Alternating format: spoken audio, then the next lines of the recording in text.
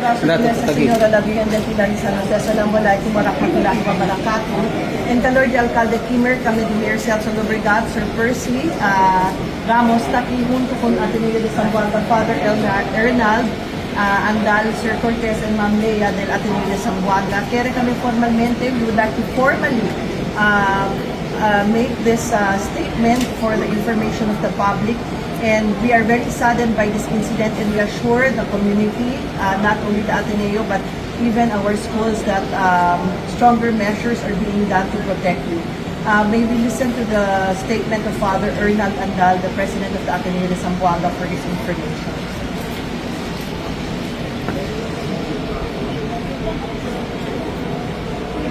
Magandang umaga po sa inyo lahat. Kinalulungkot po namin sabihin na nagkaroon po ng isang insidente dito sa aming paaralan, sa campus po ng Ateneo de Zamboanga University Junior High School building sa Barangay Tumaga. Ngayong umaga po na. Ang mga detalye po ay patuloy pa namin pong inaalam. Gusto ko pong banggitin na nung nalaman po namin na mayroong insidente po dito sa campus po ito, sa pagtulungan po natin sa kapulisan at sa local government unit. Magdadagal po tayong nagpunta at tinignan kung ano ang mangyayari sa sitwasyon. Ang pangunahing kagustuhan po namin at that time was to make sure that all our students who are at main building, this campus of junior high school, at saka po ang ating mga elementary or grade school students be properly evacuated. Sila po ay evacuate papunta po sa mas malayong covered court kung saan ang kanilang mga guro at ang ilang po natin mga empleyado ay nakasama po sila at inaalagaan at binibigyan pansin. We recognize that this incident could cause a lot of deep concern and worry for our parents, families, the guardians, for the students, their loved ones whom you've entrusted to us. And we're deeply saddened by this incident. Prior to this, our security team has been preparing even for simulation exercise, precisely because we understand the value of keeping everyone, our students and our personnel, safe. This is our primary objective, and that is why we are deeply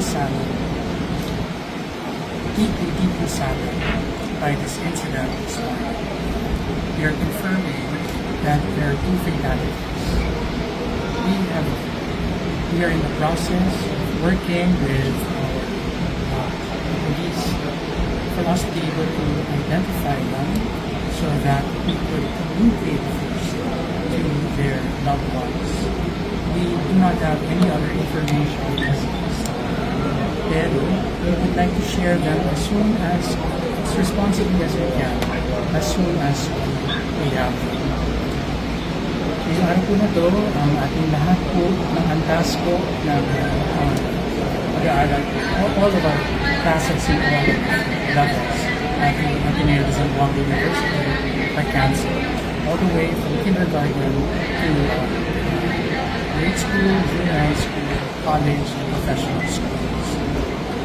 Tomorrow, we are hoping as a community, those among the personnel, to come together in prayer and in mourning for what happened. We will remain cooperative with our government officials and the police. We hold ourselves, obviously, to our accountability when it comes to these matters. And so we also request that people, the public, understand that this time, this moment, we still do not have enough information for us to make any very clear conclusions. And we would like to assure the public that we will share with you information that would be helpful in understanding what truly happened.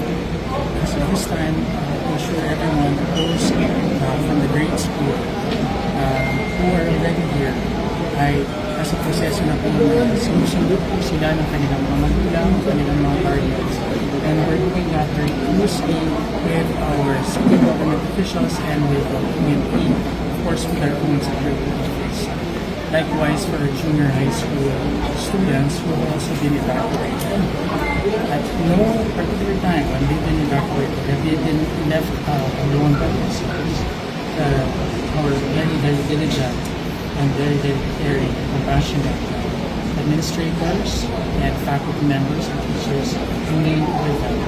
We also have on standby our personnel from the guidance office, including one Jesuit, Father Joel Luana, who is part of our team at senior high school and also to be able to provide immediate psychological first aid for those who need help. For those parents and guardians who are very much concerned with their children, team members, kung gaano po kahirap tanggap nito kanila. No one would want this to happen. Kung nasa campus na po kayo, nandito na po kayo, maaari itong suluin, katulad na po ng ginagawa na po natin ngayon. Ang inyong mga anak sa isang paraan na orderly. We have security and police waiting at the gates so that your loved ones, your children, can be released properly and indoors to continue to do it.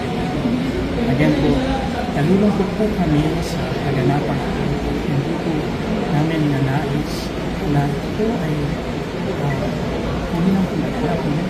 Hindi po namin nanais ito na mabulit pa sa ating mga paaralan, sa ating